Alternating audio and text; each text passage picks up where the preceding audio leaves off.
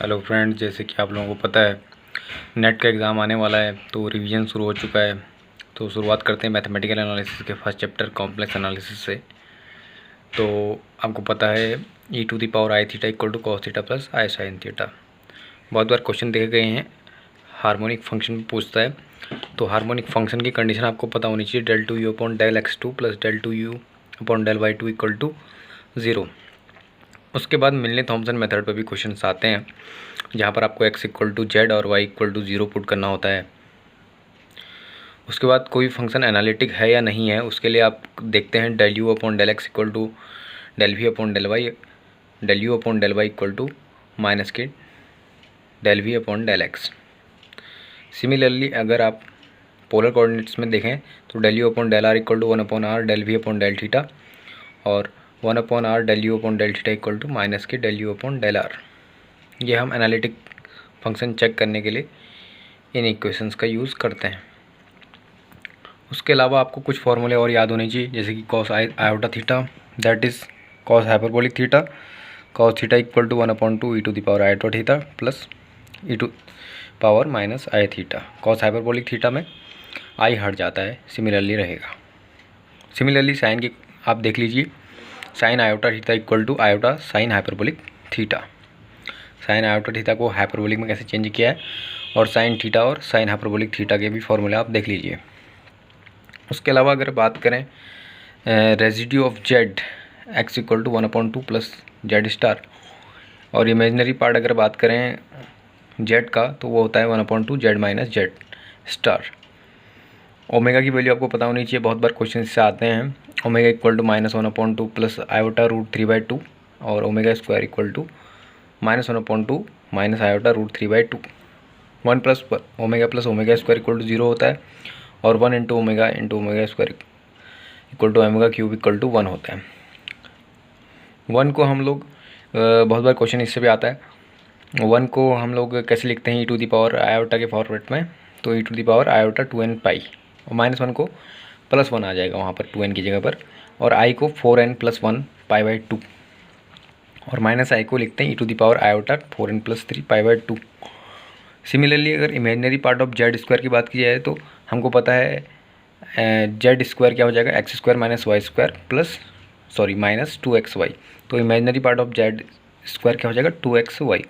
Real part of z square क्या हो जाएगा x square minus y square. Similarly real part of z cube x cube minus 3x square x y square. Imaginary part of z cube equal to 3x square y minus y cube. Taylor series से भी question आते हैं। Taylor series आप देख लीजिए friend किस तरीके से लिखी है, F Z equal to F A Z minus A F dash A 1 का factorial plus Z minus A का whole square F double dash A. Differentiate करते हुए फैक्टोरियल नीचे लगाते रहते हैं, और जेड माइनस ए और जेड माइनस ए का होल स्क्वायर। फॉर्मूला आप देख लीजिए फ्रेंड। उसके बाद आपको कुछ एक्सप्रेशन हमेशा याद रहनी चाहिए, जैसे कि e⁻x का 1 से स्टार्ट होता है, 1 - x plus x square upon 2 का फैक्टोरियल, ठीक है। e⁻x का इसी तरीके से cos x का और sin x का भी आपको याद होना चाहिए। रेडियस ऑफ कन्वर्जेंस ऐसी इस तरीके से आप log 1/x और log 1 - x का भी देख लीजिए फॉर्मूला। कॉस हाइपरबोलिक x में जब हम देखते हैं cos x में सब पॉजिटिव हो जाते हैं, हाइपरबोलिक में आपको पता है सब पॉजिटिव हो जाते हैं, cos x और sin x के एक्सप्रेशन। रेडियस ऑफ कन्वर्जेंस की बात करी जाए तो limit n tends to 0 an + 1/an, इस तरीके से हम लोग रेडियस ऑफ कन्वर्जेंस निकालते हैं। इसी में एक क्वेश्चन आता है to check the path dependent और इंडिपेंडेंट। वहाँ पर हम लोग y equal to mx put करते हैं, अगर 0 आता है तो पार्ट इंडिपेंडेंट, अदरवाइज डिपेंडेंट। और देखते हैं फ्रेंड्स लोरेंट सीरीज़ देखते हैं। लोरेंट सीरीज़ से भी कभी कभी क्वेश्चन आता है, आप देख लीजिए किस तरीके से लोरेंट सीरीज लिखी गई है। इसके अलावा कैलकुलेशन ऑफ रेजिड्यू को कैलकुलेशन किस तरीके से किया जाता है वो भी देखिए।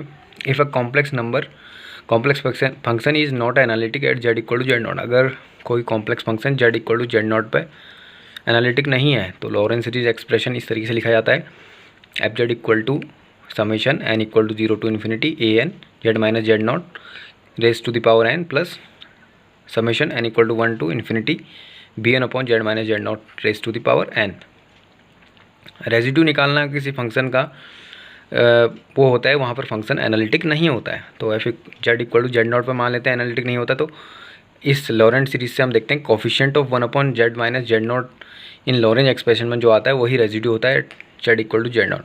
इसके अलावा भी बहुत सारे मेथड हैं, जैसे कि if Z equal to Z naught is a simple pole. अगर सिंपल पोल होता है तो residue F Z equal to Z naught limit Z tends to Z naught Z minus Z naught F Z, इस तरीके से निकालते हैं, हमको पता है। मेथड 2 में क्या होता है कि p z upon q z हम लोग देखते हैं, जहाँ पर p z not equal to zero नहीं होना चाहिए और q z not equal to zero. Residue of f Z equal to Z not equal to p z upon q dash of z. जो डिनोमिनेटर होता है उसका हम लोग डिफ्रेंशिएशन कर देते हैं, जो नीचे वाले हिस्से होते हैं उसका डिफ्रेंशिएशन कर देते हैं और Z equal to Z naught put करके देखते हैं। और if Z equal to Z naught is nth order pole अगर होता है तो उसके लिए फॉर्मूला आप देख लीजिए। अगर n ऑर्डर का पोल है, रेजिड्यू निकालना है Z equal to Z not पर, तो limit Z tends to Z not 1/n-1 का फैक्टोरियल dn-1/d जेड n-1, उसका एक, जैसे मान लेते हैं 3 ऑर्डर का पोल है तो हो जाएगा formula limit Z tends to Z not 1/2 का फैक्टोरियल d² दो बार डिफरेंशिएट होगा। अगर 3 ऑर्डर का पोल है तो z minus Z not raise to the power n की जगह पर 2 आ जाएगा इंटू एफ जेड। इस तरीके से आप लोग nth ऑर्डर का पोल निकालेंगे। ये बहुत ही इंपॉर्टेंट फॉर्मूले हैं फ्रेंड्स। इसके अलावा residue of a complex function है जेड इक्वल टू इन्फिनिटी के लिए निकालने के लिए हमारे पास कुछ स्टेप्स होते हैं, स्टेप को फॉलो करना होता है, वो भी आप देख लीजिए। रिप्लेस जो जेड होता है फंक्शन में उसको 1/t से आप रिप्लेस कर दीजिएगा। उसके बाद replace z by 1/t in the given complex function to obtain g t equal to 1 - t² f of function of 1/t। Step 2 क्या करते हैं हम लोग, calculation of residue of the function g t at the point t equal to 0 from the Laurent series expansion of the function. The residue of the complex functions fz at z equal to infinity will be equal to the residue of the function gt at t equal to 0। 2πi से multiply कर देते हैं friends, जो भी आता है residue, और z equal to 1/t put करते हैं तो डी जेड इक्वल टू हो जाएगा -1/t² dt। इस तरीके से हम लोग रेजिड्यू फाइंड आउट कर सकते हैं। एक होता है Cauchy residue theorem. Cauchy residue theorem 2πi into sum of the all the residue at similar points inside the curve C, ये भी आपको याद होना चाहिए फ्रेंड्स। इसके अलावा भी और भी कई एक्सप्रेशन हैं, उनको भी आप ध्यान से देख लीजिए। Expression express the step first as a real imaginary part of the complex function Z equal to R E to the power iota theta, Z equal to E to the power iota theta, और D Z equal to हो जाएगा E to the power iota theta iota D theta.